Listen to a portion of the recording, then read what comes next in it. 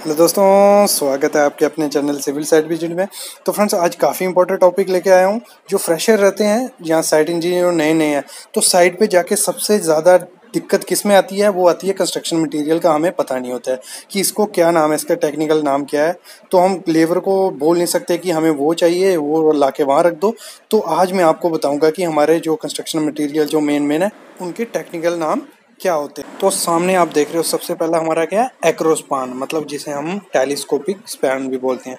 तो ये बहुत ज़्यादा यूज़ होता है, मतलब हमारी जो शटरिंग रहती है, मेन पार्ट भी रहता है ये शटरिंग का, क्योंकि स्लैब में हम इस पे ही, जो हमारी स्लैब होती है लगभग इसी पे करते हैं। तो इसका जो मार्केट रेट है वो मतलब 1400 से आपको 5000 तक मतलब मिलता जाएगा प्रोडक्ट के हिसाब से। और जो इसमें मतलब आती है, लेंथ आती है, तो वो 1 मीटर से 3 मीटर भी आती है और 2 मीटर से भी, मतलब एक्सटेंडेड ये सबसे मतलब लंबा जो 5 मीटर तक एक्सटेंड हो जाता है। बाकी ये बंद रहता है। मतलब इसमें क्या रहता है, आपने मेन चीज़ क्या देखनी है इसमें, जो आप जब इसको एक्सटेंड करोगे, इसमें 2 नट बोल्ट होते हैं। तो सामने आप देख रहे हो 2 बोल्ट होते हैं। इसको आपको कम से कम 2 फीट या 600 mm लैप करना ही करना है। ये आपको चीज़ ध्यान देनी ही देनी है। और जो अगर ये बंद रहेगा तो कम से कम 2 टन ये उठा सकता है, और अगर एक्सटेंड मतलब पूरा खुल जाएगा 4 मीटर या 5 मीटर, तो 1 टन ये उठा सकता है। तो नेक्स्ट है हमारा वर्टिकल एडजस्टेबल प्रॉप्स, मतलब जो हम गांव में देखा होगा अपना बल्लीज यूज़ करते हैं। तो लेकिन ये क्या है, इसको आप लेबर लैंग्वेज में बोलोगे तो टेका बोलते हैं। तो ये भी काफ़ी लेंथ्स में आता है, मतलब आपको 2 मीटर से 5 मीटर में मिलेगा, 2 से 4 में, ये काफ़ी में आता है। और इसका जो मार्केट रेट है 950 से आपको 3000 तक ये अवेलेबल है मटेरियल के हिसाब से। और जो इसकी बेरिंग कैपेसिटी रहती है वो कितनी रहती है? 50 किलो न्यूटन इसकी मैक्सिमम बेरिंग कैपेसिटी है। बाकी ये मतलब जो प्रोडक्ट के हिसाब से होता है, 20 भी उठाते हैं कोई, तो उसी हिसाब से है। तो ये वर्टिकल प्रॉप्स हम यूज़ करते हैं, गांव में बल्लीज यूज़ करते हैं, यहाँ हम वर्टिकल प्रॉप्स ब्रैकेट्स हैं। और ये काम आती हैं, आरसीसी वाल रहती है हमारी, जो उसकी एक्सटेंशन करवानी होती है। तो उसमें हम पहले होल रख लेते हैं, उसमें टाई रोड रहती है, उससे हम इसको फिक्स कर लेते हैं। और इसी पे हम नेक्स्ट जो फॉर्म वर्क होता है वो कर सकते हैं। इसको हमारे जो इंक्लाइंट सपोर्ट होंगी वो इससे ईजिली लगा सकते हैं। तो ये काफ़ी काम आती है आपके जो टैंक्स वगैरह में शटरिंग करनी होती है। तो सामने आप देख रहे हो बैटन्स हैं हमारे। ये तो सबको पता होगा कि जो भी बीम का शटरिंग होता है या कहीं भी कॉलम का शटरिंग रहेगा, तो हर जगह बैटन्स यूज़ होते हैं। तो इनका भी अलग अलग साइज़ आता है, मतलब 75/100 का रहता है या 50/100। ये रिक्वायर्ड जहाँ मटेरियल के हिसाब से अवेलेबल होता है। सामने हमारी प्लेट्स हैं, एक्रोन प्लेट्स भी हैं इसमें, और दूसरी जो हमारी जीआई की प्लेट्स हैं।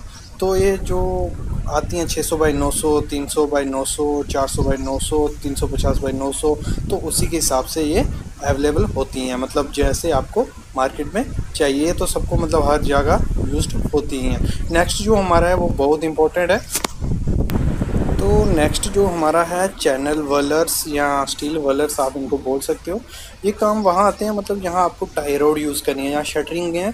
एक मैं शटरिंग की वीडियो पहले डाली हुई है, मैं डिस्क्रिप्शन में उसका लिंक दे दूँगा, उसमें अच्छे से आपको पता चल जाएगा ये वर्लर्स कहाँ यूज़ होते हैं। मतलब इनको हम शटरिंग जो हमारा बोर्ड रहता है उसके साइड पर लगा देते हैं, इसके बीच से टाई रोड कर लेंगे, उससे अच्छे से टाई हो जाएगा।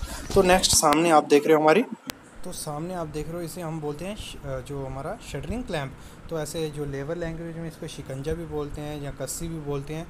तो ये काम आता है, मतलब कहीं भी अगर बीम का बॉटम है या कोई भी कॉलम है, तो उसको अच्छे से पकड़ के रखता है। मतलब एक क्लैंप का काम करता है। इसको पीछे से, मतलब जो इसका हुक टाइप दिख रही होगी, उसको दबा देते हैं और थोड़ी से हैमर से उसको अच्छे से कर लेते हैं। और ये काफ़ी साइज़ में आता है, मतलब 400 से 2 मीटर तक आपको ये मिल जाएगा। काफ़ी लंबे लंबे भी यूज़ किए जाते हैं शटरिंग क्लैंप्स।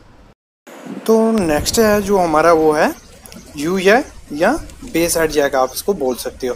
तो ये काम आता है आपको, मतलब वर्टिकल या इंक्लाइन सपोर्ट मारनी और उसको छोटा बड़ा करने में काम आता है। मतलब इसमें एक देखो सामने नट जैसा होता है, इसको आप घुमाते जाओगे, ये बड़ा भी हो जाएगा, छोटा भी हो जाएगा।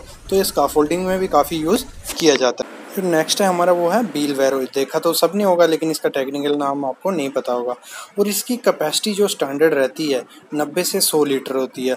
और 1 m³ अगर आपको कंक्रीट करना है, मतलब बील वैरो से, तो 12.5 अगर आप बील वैरो पूरे फुल करके डालोगे तो आपका वो 1 m³ हो जाएगा। तो ये काफ़ी कंस्ट्रक्शन में यूज़ करते हैं, तो इसे हमें बील वैरो बोलते हैं। तो पीछे आपने देखा यू जैक, जिसे हम बेस जैक भी बोलते हैं।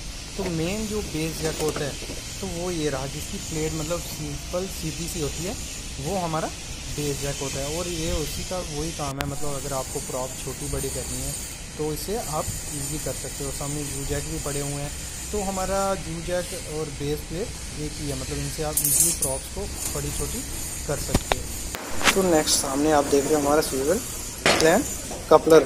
मतलब ये जो क्लैंप और कपलर में ज़्यादा डिफरेंस नहीं होता है, एक जैसे ही रहते हैं। तो ये किस काम आते हैं, हमारी स्काफोल्डिंग को पकड़ने के लिए, मतलब एक दूसरे से अगर जॉइंट करने ट्यूब पाइप्स हैं तो उसमें ये काम आते हैं। मैं एक स्काफोल्डिंग की वीडियो भी लाऊंगा, उसमें कैसे हम करते हैं। सामने आप देख रहे हो जिसने ये यहाँ काम आता है। अगर दो पाइप को आपको मतलब जॉइंट करना है तो आपको ये यहाँ काम आएगा। तो इसमें मैं वीडियो लाऊंगा और इसकी मैं क्वांटिटी निकालना भी आपको सिखाऊंगा कि 1 स्क्वायर मीटर में कितना आपको क्या चाहिए, वो सब मैं आपको बताऊंगा। तो सामने आप देख रहे हो नेक्स्ट है जो हमारा वो है टाई रॉड्स।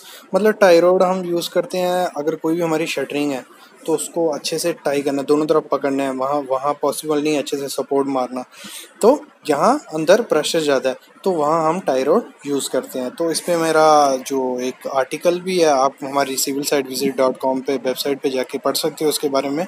टोटल कैसे हम कौन सी कहाँ यूज़ करते हैं वो सब बताया हुआ है।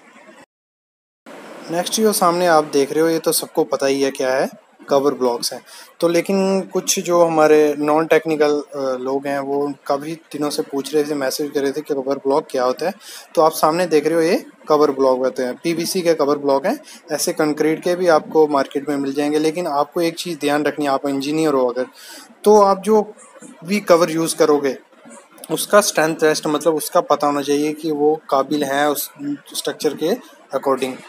तो ये चीज़ आपको पता होनी चाहिए। जैसे आप सामने देख रहे हो हम साइड पे कवर ब्लॉक बना रहे हैं, लेकिन हम इसका ग्रेड वेट सब चेक करके बनाते हैं कि जिस ग्रेड में हम इसको यूज़ करेंगे उसी के अकॉर्डिंग ये होना चाहिए। क्योंकि अगर ये वो नहीं होगा तो ये स्ट्रक्चर को उस एरिया में भी कर सकता है, यहाँ आप कवर यूज़ करोगे। तो ये आज के टॉपिक थे हमारे। तो फ्रेंड्स चैनल को सब्सक्राइब करो, शेयर करो, काफ़ी नेक्स्ट इंपॉर्टेंट वीडियोस आने वाली हैं। Thank you.